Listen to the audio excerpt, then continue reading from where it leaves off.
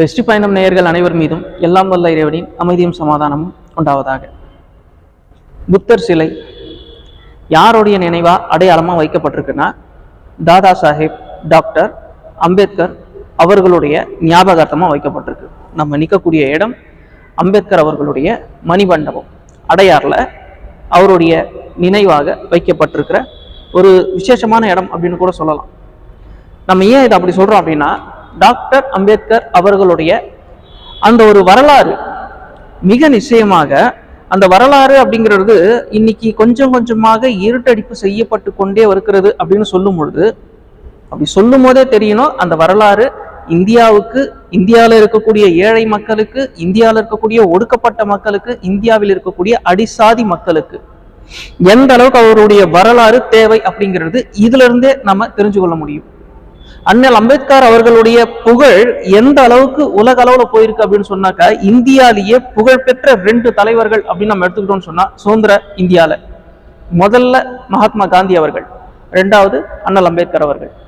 இவங்களுக்கு அடுத்தபடியாக தான் மற்ற தலைவர்கள் வர்றாங்க. அந்த அளவுக்கு அண்ணல் அம்பேத்கர் அவர்களுடைய புகழ் உலகம் முழுக்க பரவி இருக்கு. அதுக்கு என்ன காரணம் அப்படின்னு சொன்னாக்கா, அவர் ஒரு சட்ட மேதையாக, வல்லுநராக திகழ்ந்திருக்கிறார். ஆனா அதுக்கு அவர் கொடுத்த விலை மிக அதிகம்.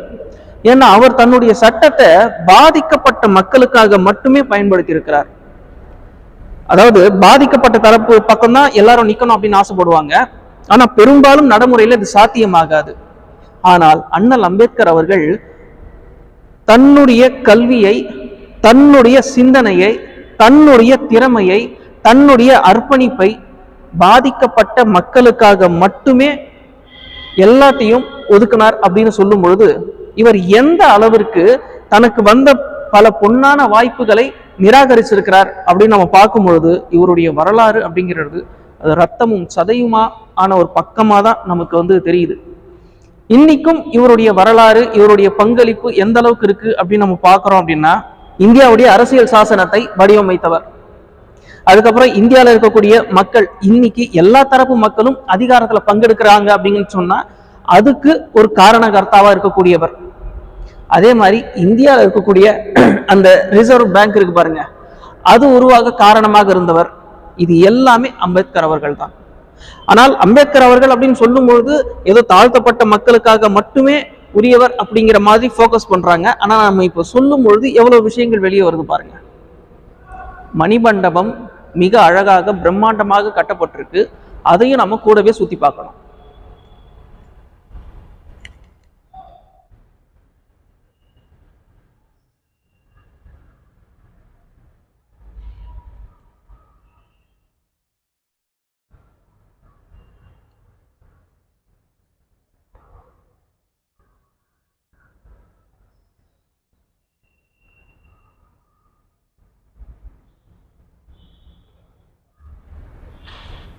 இந்த இடத்துல ஒரு போட்டோ வச்சிருக்காங்க பாருங்க.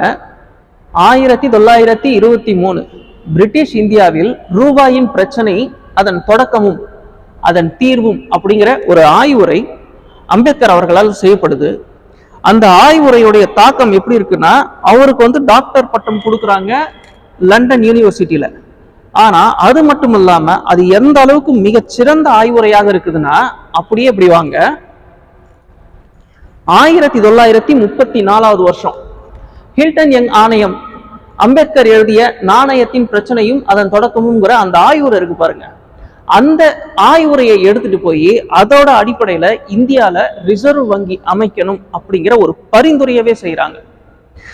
அப்ப அம்பேத்கர் அவர்களுடைய அந்த எழுத்துக்களுடைய தாக்கம், அந்த எழுத்துக்கள் எழுதுறதுக்கு அவருக்கு இருந்த அந்த சிந்தனை ஓட்டம் எந்த அளவுக்கு இருந்திருக்கும். அதனாலதான் அப்பவும் சரி இப்பவும் சரி அம்பேத்கர் அவர்களை எதிர்க்க முடியல. அவருடைய எழுத்துகளுக்கு எதிரான ஒரு கூர்மையான ஆயுதத்தை இன்னமும் எதிரிகளால தயார் செய்ய முடியல.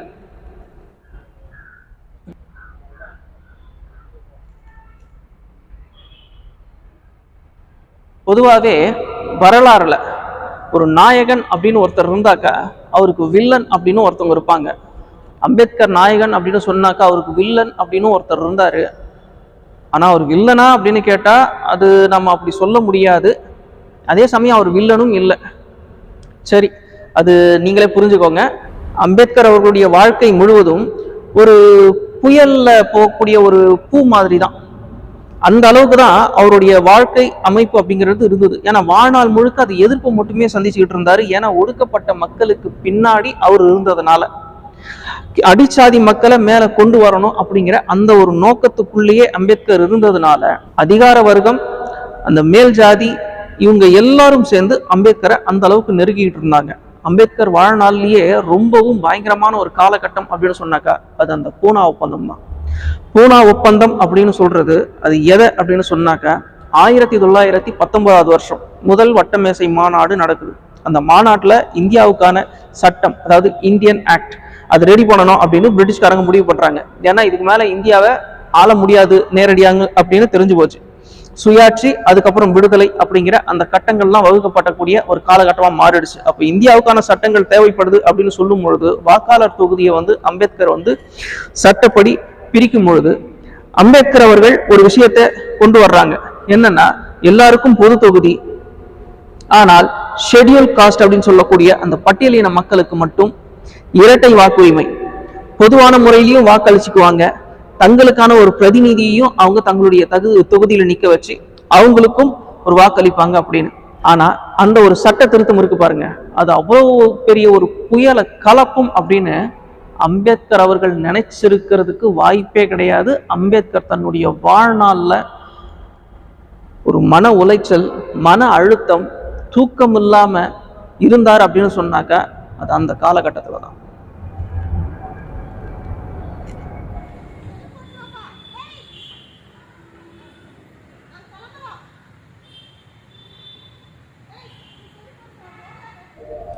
ஆயிரத்தி 1919 வருஷம் முதல் வட்டமேசை மாநாடு நடந்துகிட்டு இருக்கு லண்டன்ல. இந்த நேரத்துல அம்பேத்கர் அவர்களுக்கு எந்த விதமான பெரிய எதிர்ப்பும் ஏற்படல. என்ன காரணம் அப்படின்னு சொன்னாக்கா, அந்த முதல் வட்டமேசை மாநாட்டுல காங்கிரஸும் பங்கெடுக்கல, மகாத்மா காந்தி அவர்களும் பங்கெடுக்கல. அது பங்கெடுக்காததுக்கு காரணம் என்ன அப்படின்னு சொல்லும் பொழுது, அவங்க அந்த நேரத்துல அந்த வெள்ளையனை வெளியேறுங்கிற அந்த போராட்டத்துல ரொம்ப பிஸியா இருந்தாங்க, குயிட் இந்தியா. ஆனா இங்க சமூக கட்டமைப்பு பாதுகாக்கணும் அப்படிங்கிறதுக்காக அம்பேத்கர் அவர்கள் இந்த வட்டமேசை மாநாட்டுல ரொம்பவும் என்ன சொல்றது, தன்னுடைய பங்களிப்பை செலுத்திக்கிட்டு இருந்தார். ஆனால் 1931 இது மாதிரியான ஒரு சூழலா அமையல. ஏன்னா காங்கிரஸ் என்ன பண்ணாங்க அப்படின்னு சொன்னாக்க, இந்த வட்டமேசை மாநாட்டுல பங்கெடுத்தாங்க. காங்கிரஸ் உடைய சார்பா அதனுடைய தலைவர் அன்னைக்கு காந்தி இருந்தாரு. அவரே அந்த வட்டமேசை மாநாட்டுல காங்கிரஸ் சார்பாகவும் கலந்து கொண்டார். இப்ப ஒரு மிகப்பெரிய புயலே கிளம்புச்சு இந்த வட்டமேசை மாநாட்டுல. என்ன அப்படின்னு சொன்னாக்கா, இந்த வட்டமேசை மாநாட்டுல சொல்லப்பட்ட அந்த நிகழ்வு எப்படிப்பட்டதா இருந்தது அப்படின்னு சொன்னாக்கா, அதேதான், அந்த கீழ் மட்டத்துல இருக்கிற மக்களுக்கு ஒரு ஒரு ஒரு ஓட்டுரிமை கிடைக்கணும், பொதுவான வாக்குரிமையும் அவங்களுக்கு வரணும், அதே சமயம் அவங்களுக்கான ஒரு ரிசர்வ் தொகுதியும் அவங்களுக்கு கிடைக்கணும் அப்படிங்கிற அந்த இரட்டை வாக்குரிமையை அம்பேத்கர் அவர்கள் சொல்றாங்க. இதை காந்தி அவர்கள் எதிர்க்கிறாங்க. இத உண்மையை சொல்லணும்னா காந்தி அவர்கள் இதை எதிர்ப்பாங்க அப்படிங்கிறது அம்பேத்கர் அவர்களுக்கு முதல்லயே தெரிஞ்சதுதான். ஏன் அப்படின்னு சொன்னாக்க, அந்த ஹிந்து மதம் அப்படின்னு வரும்பொழுது காந்தி அவர்களுடைய பார்வை எப்படி இருந்தது அப்படின்னு சொன்னாக்கா, இங்க ஜாதி பிரிவினை இடையில வந்தது, அது இடையிலேயே போயிடும், நீங்க தனி வாக்காளர் அந்த ஷெட்யூல் இதெல்லாம் நீங்க கொண்டு வந்தீங்க அப்படின்னு சொன்னாக்கா இந்த ஜாதி தீவிரமாகும், அதனால இதெல்லாம் கொண்டு வர வேண்டாம் அப்படின்னு அம்பேத்கர் அவர்கள்கிட்ட சொல்றாங்க. ஆனா அம்பேத்கர் அவர்களுடைய அந்த கண்ணோட்டம் முழுக்க முழுக்க பிராக்டிக்கலா இருந்தது. இது நடுவழியே வந்ததாக இருந்தாலும் கூட இந்த ஜாதி அமைப்புங்கிறது இப்போதைக்கு இதை விட்டு விலகாது, இந்த சமுதாயத்தை விட்டு. ஆகையினால இவர்களுக்கான தனி இடஒதுக்கீடு அப்படிங்கிறது மிக நிச்சயமாக தேவை அப்படிங்கிறதா இருந்தது. காந்தி அவர்களுடைய கண்ணோட்டம் மிகவும் மேதாவித்தனமானது. நம்ம ஏன் அப்படி சொல்றோம் அப்படின்னு சொன்னாக்கா, காந்தி அவர்களுக்கு உண்மையிலேயே அந்த மத வெறி அந்த மாதிரி எல்லாம் எதுவும் கிடையாது. அந்த ஜாதி வெறி அப்படி இருக்குது அப்படின்னு நம்ம சொல்லிட முடியாது. வரலாற்றுல நம்ம அப்படி பார்க்கல. ஆனா அவர்களுடைய கண்ணோட்டம் எப்படி இருந்தது அப்படின்னு சொன்னா, நம்ம எல்லாருமே ஒண்ணுதான் ஹிந்து அப்படின்னு வரும்பொழுது, அப்ப நமக்குள்ள இப்ப இருக்கிற ஜாதியை நம்ம கலையறதுக்கு பார்க்கணும். இதை உறுதி செய்யற மாதிரி இந்த சட்டங்கள் பிரிவினை ஏற்படுத்திடக்கூடாது அப்படின்னு சாமானியனுடைய இடத்துல அவர் அதை அப்ளை பண்றாரு. அதாவது தன்னுடைய உயர்ந்த கண்ணோட்டத்தை சாமானியன் கிட்ட அப்ளை பண்றாரு. அம்பேத்கர் அவர்களுடைய பார்வை நடைமுறையில எது சாத்தியம் அப்படிங்கறது பாக்குறாரு. ஜாதி இப்ப ஒழிகிற மாதிரி இல்லை, அப்ப கீழ்மட்டத்தில் இருக்கிறவங்களும் மேல வரணும் அப்படின்னு சொன்னாக்கா அவர்களுக்கு அந்த வாக்குரிமை கண்டிப்பா தேவை, அதுவும் இரட்டை வாக்குரிமையா இருக்கணும் அப்படிங்கிறது. ஆனால் காந்தி அவர்கள் இதை ஒத்துக்காத நிலைக்கு வரும் பொழுது 2 பேரும் ஒருவர் மாதிரி ஒருவர் கடுமையான ஒரு சாடலையே செஞ்சுக்கிறாங்க. அது எந்த அளவுக்கு இருக்குது அப்படின்னு சொன்னாக்கா, அம்பேத்கர் அவர்கள் காந்தி அவர்களை கடுமையான முறையில விமர்சனம் செய்யக்கூடிய அளவிற்கு நிலைமை போகுது. என்ன காரணம் அப்படின்னு சொன்னாக்கா, காலகாலமா அம்பேத்கர் அவர்கள் அம்பேத்கர் அவர்களே தாழ்த்தப்பட்ட வகுப்பினரில் இருந்து வந்தவர் தான். அவர் அவ்வளவு பெரிய ஒரு கல்விமானாக இருந்து இந்தியாவுடைய சட்டத்தையே வடிவமைக்கக்கூடிய நிலையில இருந்தாலும் கூட அவரை ஜாதி அப்படிங்கிற அந்த ஒரு கண்ணோட்டத்துல அவர் கூட இருந்த நண்பர்களே அவரை தாழ்த்தி தான் வச்சிருந்தாங்க. இந்த விஷயத்தை தான் நடைமுறையில் பார்த்தார் அம்பேத்கர் அவர்கள். அதனால சட்டப்படி எல்லாருக்குமான உரிமை அப்படின்னு வரும்பொழுது இந்த ஷெட்யூல் காஸ்ட் மக்களுக்கு பொதுவான வாக்குரிமையும் கூடவே சேர்ந்து அவர்களுக்கான சொந்த வாக்காளரை தேர்ந்தெடுத்து கொள்ளக்கூடிய உரிமையும் தேவை அப்படிங்கிறது தான் அம்பேத்கர் அவர்களுடைய எண்ணமா இருந்தது. காந்தியை தவிர மற்ற யாருமே இதை பெருசா எதிர்த்த மாதிரி நமக்கு தெரியல. காந்தி அவர்களுடைய தலைமையில இருந்தவங்க அதை எதிர்த்தாங்க அப்படின்னு வேணா சொல்லலாம். இதில் ஹைலைட் என்ன அப்படின்னா, அம்பேத்கர் பிடிவாதமா தான் இருந்தாரு. ஆனா எதிர்பாராத விதமா காந்தி அவர்கள் ஒரு மிகப்பெரிய முட்டுக்கட்டையை போட்டாங்க. அம்பேத்கர் அதை சுத்தமா எதிர்பார்க்கல.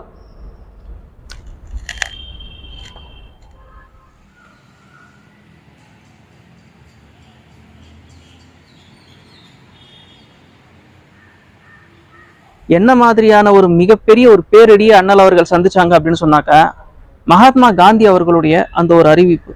மகாத்மா காந்தி அவர்கள் இந்த சட்டம் நிறைவேறக்கூடாது அப்படிங்கிறதுக்காக உண்ணாவிரதம் தொடங்கிட்டாங்க. சாகும் வரை உண்ணாவிரதம் அப்படின்னு. அந்த சாகும் வரை உண்ணாவிரதத்தை அவங்க தொடங்கின இடம் எது அப்படின்னு சொன்னாக்கா, எரவாடால இருக்கக்கூடிய அந்த சிறைச்சாலை.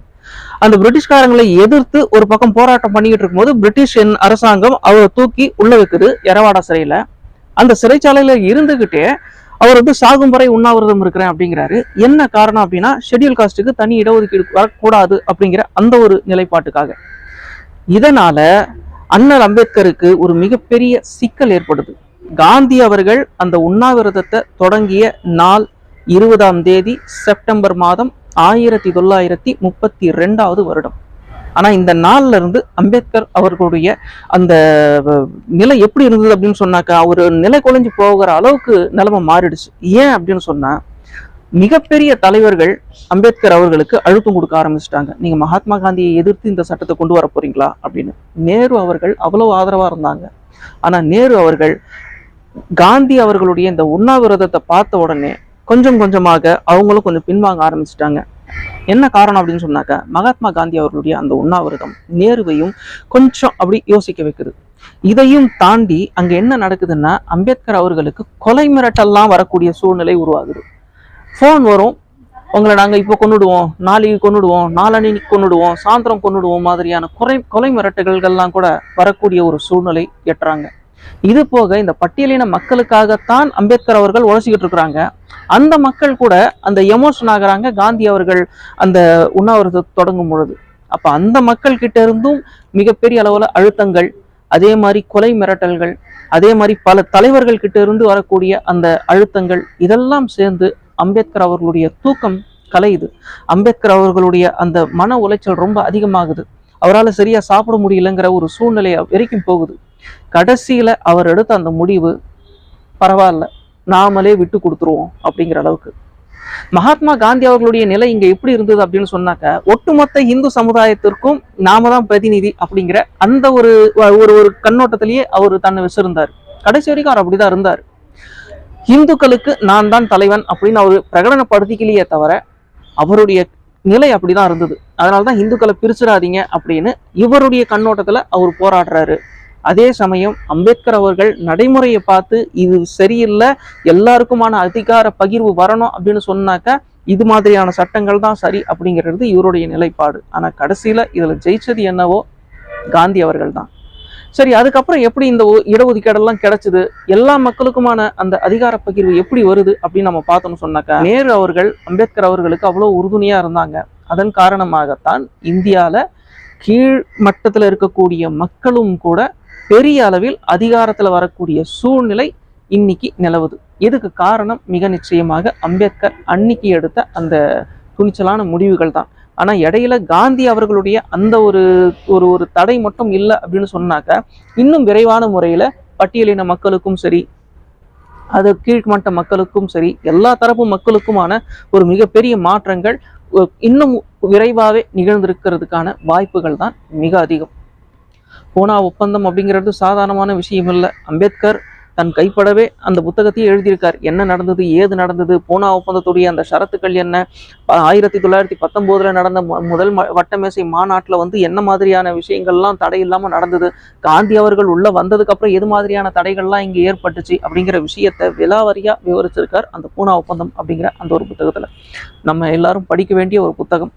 இது தவிர்த்து அம்பேத்கர் அவர்கள் வாழ்க்கையில சாதிச்சது என்ன அப்படின்னு சொன்னாக்கா நமக்கே தெரியும். இந்தியா மதச்சார்பற்ற ஒரு நாடாக இன்னி வரைக்கும் தொடர்ந்துகிட்டு இருக்குது. இது போக அம்பேத்கர் அவர்களுடைய அந்த வாழ்க்கை கடைசியில எப்படி முடிஞ்சுது அப்படின்னு சொன்னாக்கா தன்னுடைய அந்த ஒரு இறுக்கமான அந்த சமூக கட்டமைப்பை கடைசியில அவர் உதறி தள்ளிவிட்டு பிற்பாடு புத்த மதத்தை ஏற்கக்கூடிய அளவிற்கு தான் அவருடைய அந்த நிலைமையே இருந்தது. அந்த அளவுக்கு அவரை காண பண்ணிக்கிட்டே இருந்தாங்க. அதுக்கப்புறம் அவர் விடுதலை அடையணும் அப்படின்னு சொன்னாக்க இந்த மதமாற்றம் சரி அப்படின்னு நம்பி மதமும் மாறக்கூடிய ஒரு சூழ்நிலைக்கும் அவர் தள்ளப்பட்டிருந்தார். அம்பேத்கர் அவர்களுடைய வரலாறை நம்ம தெளிவா எல்லா இடத்துலையும் ஒரே நேரத்துல பேசிட முடியாது. அது ரொம்ப பெரிய ஒரு டாபிக்கா இருக்கும். போதுமான அளவுக்கு ஓரளவுக்கு சொல்லியிருக்கோம். குறிப்பாக அந்த பூனா ஒப்பந்தத்தை ஓரளவுக்கு நம்ம பேசியிருக்கோம் அப்படின்னு நான் நம்புகிறேன். இந்த பூனா ஒப்பந்தத்தை பற்றிய சில விஷயங்களைத்தான் தற்பொழுது நாம் உங்களுக்கு சொல்லியிருக்கோம். அதே சமயம் அண்ணல் அம்பேத்கர் அவர்களுடைய வாழ்க்கை போராட்டத்தை பற்றி நம்ம முழுசாக பேசலை. தேவைப்படும் போது ஒவ்வொரு கட்டத்திலையும் நம்ம பேசுவோம். உங்களுக்கு இந்த பதிவு பிடிச்சிருந்தது அப்படின்னு சொன்னாக்க உங்களுடைய நண்பர்களுக்கும் பகிர்ந்து விடுங்க. இறைவன் நாடினா நம்ம அடுத்த பதிவில் சந்திப்போம். நன்றி.